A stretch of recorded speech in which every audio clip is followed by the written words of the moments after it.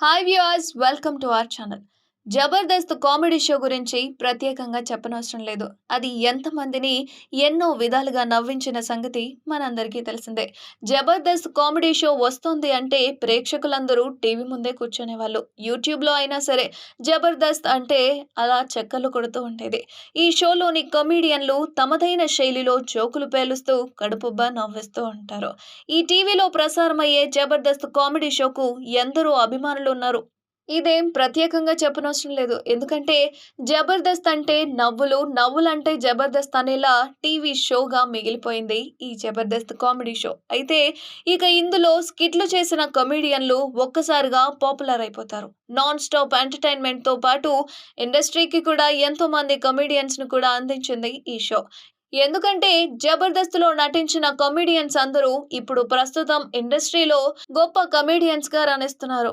అయితే ఈ షోకి సంబంధించి ప్రస్తుతం వీరిని పలు సినిమా ఆఫర్‌లు కూడా వరుస్తున్న సంగతి కూడా మనందరికీ తెలిసిందే. ఎందుకంటే ప్రతి చిత్రంలో ఒక కమెడియన్ అంటే వాళ్ళు 'జబర్దస్త్' షోకి సంబంధించిన వ్యక్తులై ఉంటున్నారు. అయితే కొందరు ఏకంగా హీరోలు కూడా అయిపోతున్నారు. సుడిగాలి సుధీర్, హైపర్ ఆది, శాంతి, చమక్ చంద్ర వంటి పలువురు ఆర్టిస్టులకు కూడా బయట ఎంత క్రేజ్ ఉందో ప్రత్యేకంగా చెప్పనవసరమూ లేదు. వీరిలో జబర్దస్త్ శాంతి అలియాస్ శాంతి స్వరూప్ అందరికీ సుపరిచితమే. లేడీ గెటప్‌లతో ప్రేక్షకులను అలరించే శాంతి స్వరూప్ జబర్దస్త్ శాంతిగానే గుర్తుండిపోయారు. మొత్తానికి తన కామెడీ టైమింగ్‌తో అందరినీ నవ్వించే జబర్దస్త్ శాంతి జీవితంలో మాత్రం అంతులేని విషాదం ఉంది.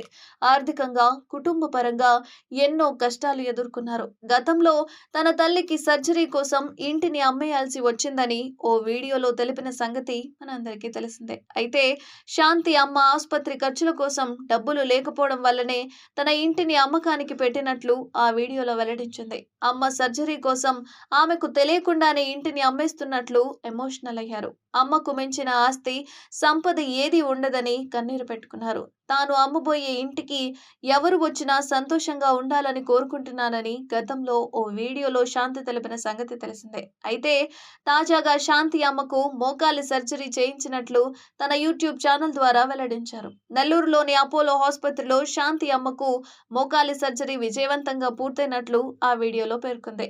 చికిత్స సమయంలో డాక్టర్లు, ఆసుపత్రి సిబ్బంది తమను బాగా చూసుకున్నారని సంతోషం వ్యక్తం చేసింది. ఇందుకు సంబంధించిన వీడియో అయితే ప్రస్తుతం సోషల్ మీడియాలో వైరల్‌గా మారింది. ప్రస్తుతం శాంతి అమ్మ ఆరోగ్యంతో ఉన్నారని, త్వరలో డిశ్చార్జ్ అయ్యి ఇంటికి వస్తున్నట్లుగా కూడా శాంతి స్వరూప్ చెప్పుకొచ్చింది. అయితే మొత్తానికి ఏదైతే ఇంటి తాకట్టు పెట్టి అమ్మ కోసం ఏదైతే ప్రయత్నం చేసిందో, ఆ ప్రయత్నం విజయవంతమై తన అమ్మ ఇంటికి వస్తున్నట్లుగా తన యూట్యూబ్ ఛానల్ ద్వారా తన అభిమానులందరికీ తెలుపుకొచ్చింది శాంతి.